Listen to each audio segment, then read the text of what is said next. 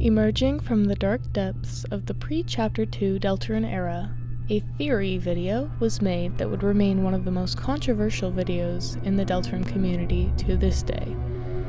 Rivaling the likes of theories such as Sans' Ness and Homophobic Toriel is a video that has since been struck by the takedown of shame. Treacicle's Ralsei is a girl.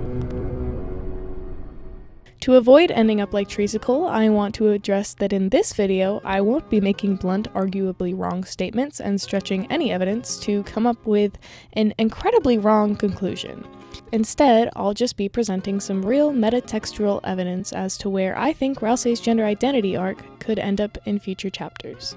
However, I'm not going to be naive and assume that it's not going to be a controversial theory video nonetheless. What I'm proposing is something that even for the wokest of woke folks might cause a stir. To make things very clear before we jump in, I am not trying to cram a genderqueer Ralsei headcanon down your throat. I am also not trying to send the message that femininely presenting males are inevitably going to transition. If you couldn't glean from all this yapping, today I'm going to talk about why I think Ralsei could be trans femme, while I attempt to beat the night with no shadow mantle. Spoilers for all chapters of Deltarune ahead. In this theory video, I'm going to take a lot of creative liberty to touch on the overarching themes of Deltarune and how they tie back to Ralsei and his identity. Almost counterintuitively, I'd like to start in Chapter 4, where we find Ralsei's room completely unfurnished and bare, kind of like a blank slate. The song Lost Girl plays here, very fittingly during a moment in which he admits his hobbies, such as sewing and baking, are things he does to please others, not to make himself happy.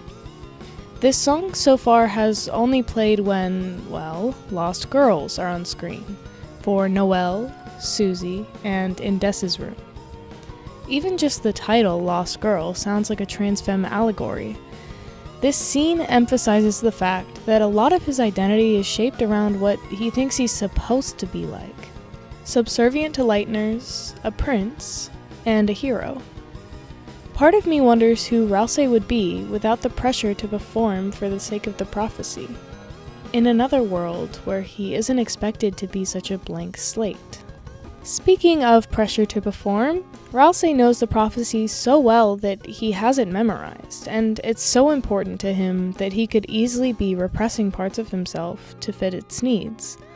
But as we know post-Chapter 4, Deltarune is all about subverting expectations and being free to be who you want to be. Gerson even specifically tells Susie to write her own story, and while most of Deltarune focuses on Susie coming to terms with not being who everybody tells her she is, I think that the dabblings of scenes where we comfort Ralsei and allow him to discover he's more than what he's palatable as, prove that this is not only meant to apply to Susie.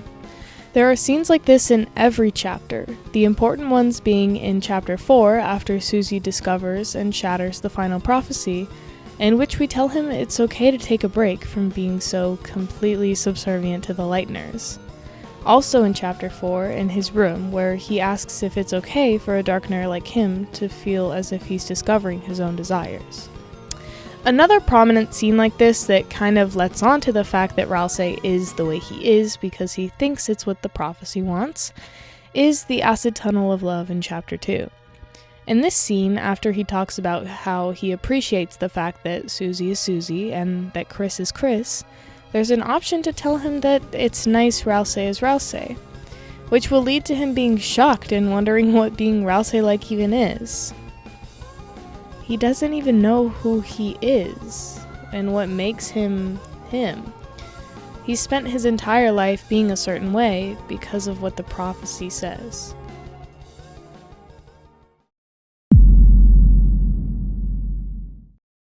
Moving on to a less meta-narrative commentary bit of evidence, we get a lot of information about Ralsei's desires from the things we can equip to him.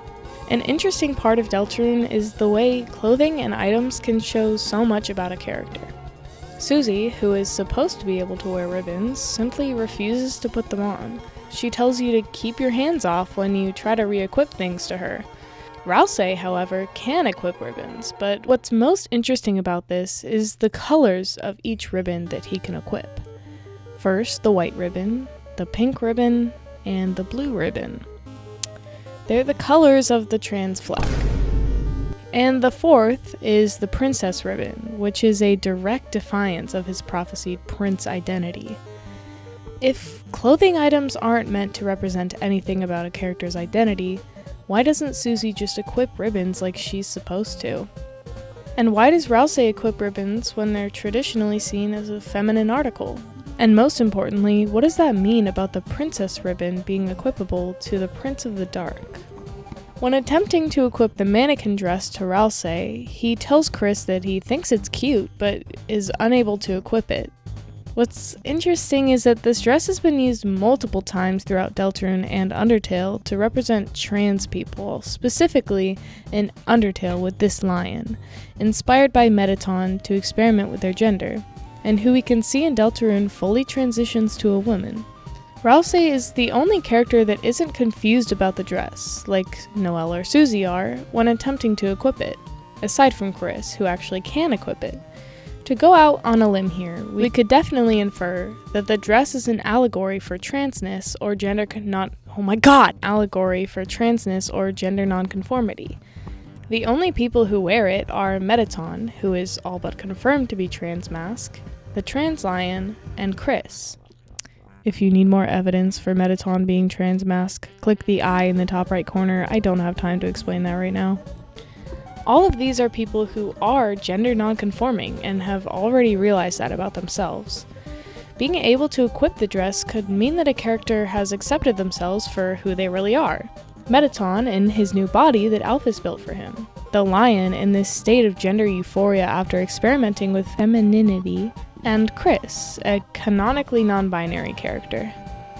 Perhaps Ralsei commenting on this dress, saying that it's cute, but still being unable to equip it, means that he has qualms about being himself, which he does, and hasn't accepted himself for who he truly is yet. On the same topic, through the dialogue Ralsei gives us when we equip things to him, we can see that he enjoys feeling pretty and cute, and otherwise feminine. If you equip the white ribbon to him in Chapter 1, he asks Chris if it looks pretty. He also mentions in Chapter 3, if you talk about his face, that he's proud that both you and Susie think he's cute. He obviously doesn't have any issue presenting in a feminine way.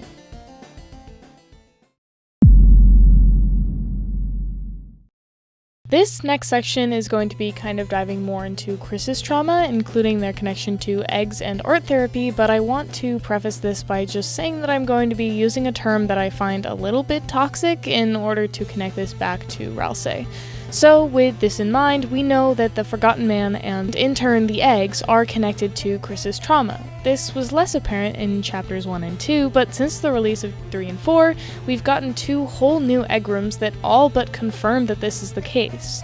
One really good theory that I took a bit of inspiration from was Spooky Dude's friend theory from a couple months ago, which you should totally go watch and is linked in the description. Spooky Dude says that it's likely that Chris's trauma and the reason they went to art therapy was because they witnessed a traumatic event, such as Dessa's disappearance. This relates back to the egg rooms and the Forgotten Man, or the Eggman, because Chris draws a tree over their sketches in art therapy. To me, this seems as if Chris is repressing these memories or their trauma and hiding it behind the sketch of the tree. So rather, the tree is representing their repression, the Forgotten Man and the eggs representing the actual trauma. So how does this relate to Ralsei?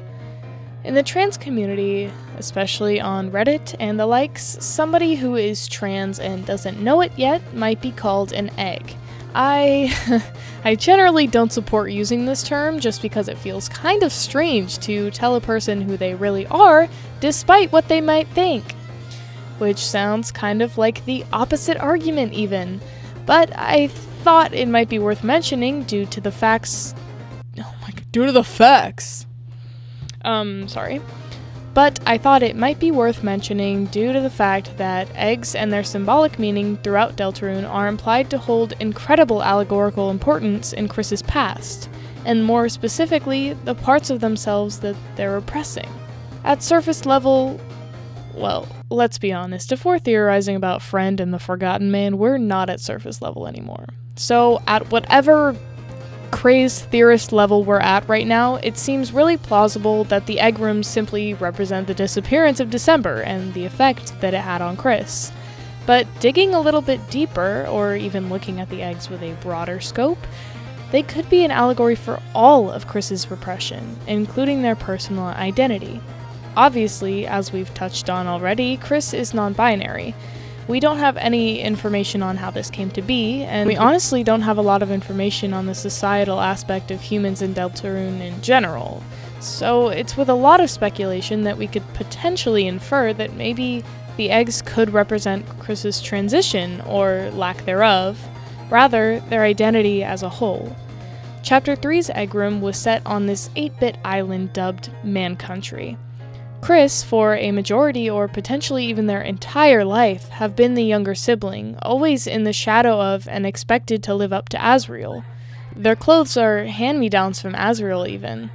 Their mother dresses them in the same striped shirt, which we know from Monster Kid's dialogue in Undertale is supposed to mean that Chris is a kid, but Chris isn't a kid, and has proven that 1,000 times over. In Hometown, Chris lives in Asriel's shadow.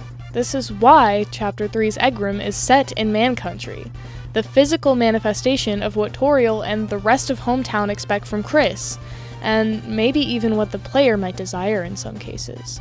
The problem here is that Chris isn't Asriel. They already have a huge agency problem, and from most of the fanbase, an inadequate recognition of that fact. Could you believe that people still think Chris is a self-insert? However, in the Dark World, especially in Chapter 3, we can see that Chris can actually wear what they want, not just the hand-me-downs from their older brother. Badass band costumes with heels, a cute chef's outfit, a dapper water cooler repellent pinstripe suit, an entire wardrobe of clothes they actually want to wear. Now, with this amount of Chris lore, it's hard to believe this is still a Ralsei theory video. Can you tell I like Chris? But I promise this is still leading up to the same point. All of this connecting Chris's agency and identity outside of Asriel, and the unfortunate lack of individuality that Chris is able to possess while forced to pander to everybody's expectations of Asriel, all goes back to the eggs. Man Country, art therapy, repressed trauma. Yeah, that sounds like a genderqueer struggle if I've ever heard of one. And I hear the comments, "Oh Susie, but Toby doesn't make characters being gay or trans a big deal, it's all just understated and treated as normal." The eggs are understated. Them being an allegory for transness or genderqueerness would be impossible for the average player to locate, especially by chance. One egg room is hard enough to find by itself, plus finding all 4 and then using all those "I'm an Undertale fan and I can't read" brain cells to make a coherent thought? Literally impossible. It's only me. I'm the only one with the courage to make a theory like this, and I've recorded this section of the video so many times, so help me room. TLDR, the eggs could very well be a symbolic representation for Chris's identity. Oh my god, I can't say identity, dude! TLDR, the eggs could very well be a symbolic representation for Chris's identity, and lack thereof, especially when considering how the term is used to refer to people in the trans community. Alright, now tying this back to Ralsei, the amount of times that he is called or implied to be an egg in Deltarune, there are obviously the times in chapters 2 and 4 where Lancer says, "Last one there is a fresh and fragrant egg," and when Susie says, "Last one there is a fresh egg." Of course, saying "last one there's a rotten egg" is quite a common saying, especially for a bunch of rambunctious teens, but it just seems like these uses are tweaked in such a way that makes them stand out for seemingly no reason. The first time, Ralsei is the last one there because, well, the game has him last in the walking order. And the second time, I'll touch on a little later. But this isn't the only time Ralsei gets referred to as an egg. In Chapter 1, Lancer calls him a sweet basket of eggs and egg boy on multiple occasions. This isn't cripplingly damning, and it could very well just be Lancer being, well, Lancer, or an Earthbound reference. Knowing Toby? But going back to the second instance of that "last one there is a fresh egg" thing, in Chapter 4 he actually isn't the last one there. If he were following the normal order and conforming to where he's usually supposed to be, he would have been last, but instead he runs ahead, leaving Chris, who's usually the party leader, to enter last. And right after this, it's revealed to us that Ralsei is slowly becoming his own person, despite what the prophecy says about him. Ralsei directly defying the order that the game has him shoved into, especially right before a moment in which he admits this change to his autonomy and the guilt he feels over it seems way too important to ignore, especially when factoring in the blatant transgender term usage along with everything I said about its implications with Chris's gender identity. This defiance of order, similar to how Ralsei and Suzy seem to be lined up to defy the prophecy itself, could be foreshadowing Ralsei literally becoming somebody who's not an egg anymore, somebody who has realized who they truly are and what role they play. Deltarune is all about cutting the strings that bind you, and it would surprise me if Ralsei's character arc didn't end in a way that left him with more control, despite what even he thinks about himself and what he's worth. Ralsei is an entirely selfless being who doesn't even believe that he himself deserves kindness. We've seen that he doesn't feel this way about other Darkners, and only projects this feeling in very specific situations, such as when comforting Tenna in Chapter 3. A really good video essay I watched on this, that's going to go into way more detail about this specifically than my video will, is Karantu's Ralsei agency analysis, which is also linked in the description. Sorry if I'm pronouncing their name wrong, by the way. Basically, this whole gender identity arc would be a perfect way for Ralsei to overcome feeling so utterly inferior to Lighteners, and would be a perfect ribbon to tie his whole character growth up in a neat little bow. So, the theory is over, basically. The last few minutes of this video is just me begging you all not to cancel me like you did Treacicle. If you don't want to watch that, feel free to hop off now and go watch one of my other theory videos. Anyways, for those of you who do want to stay, here's why you shouldn't cancel me!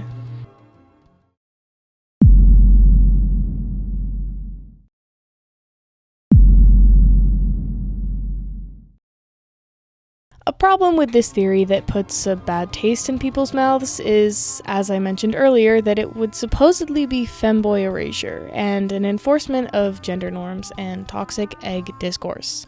As in, if somebody presents in a feminine way, they're just transgender and don't know it. However, I'm not saying I believe Ralsei is trans because of how effeminate he is, but instead because I think it aligns with the narrative of Deltarune and where I see his character arc going. One thing that I think rubs people the wrong way is people, somehow preemptively using she/her pronouns for him. He uses he/him pronouns, and you're trying to headcanon that he's trans does not change that.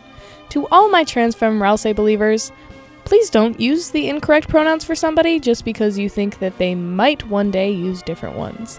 That's gross. Continuing on the path of defending myself so I don't end up like a certain Deltarune theory YouTuber, I think that Ralsei transitioning during the story of Deltarune would not be GNC erasure, especially considering that there's already so much GNC rep in the Deltarune and Undertale universes. Of course, including Mettaton and Suzy with how masculine she presents. Even using the first-person pronoun, sorry if I butcher this pronunciation, omae, in the Japanese translation, a heavily masculine pronoun. Chris, the main character, is non-binary, which is literally the pinnacle of GNC. So I don't want to hear any comments saying that Ralsei transitioning would send the message that being a feminine man is not okay. Because with that logic, this video would also be a transmasc Suzy theory video. I believe that Ralsei could be trans because of his character arc and specific growth throughout Deltarune, not because he's already feminine. Don't get me wrong, okay? I love femboys. I'm not making this theory because I want him to be a woman, so I won't be seen as gay if I'm attracted to him, like some people. I can understand the discourse, at least to an extent, and I can understand why some people won't buy into this theory. But coming from somebody who is a girl with a ton of masculine traits and hobbies, I don't think liking feminine things means that you have to be a woman. Nor do I think liking masculine things means that you're a man. But I do think that narratively, Ralsei could be trans, and I think that it would be a very validating thing to see in a popular indie game now. If he's a girl, then he's a girl, and that's cool. And if he's not, then that's cool too. Ultimately, this is a theory, and I'm not saying that this is going to happen. I really enjoy making theories like this, and I'm super glad that you decided to watch until here. Please don't cancel me.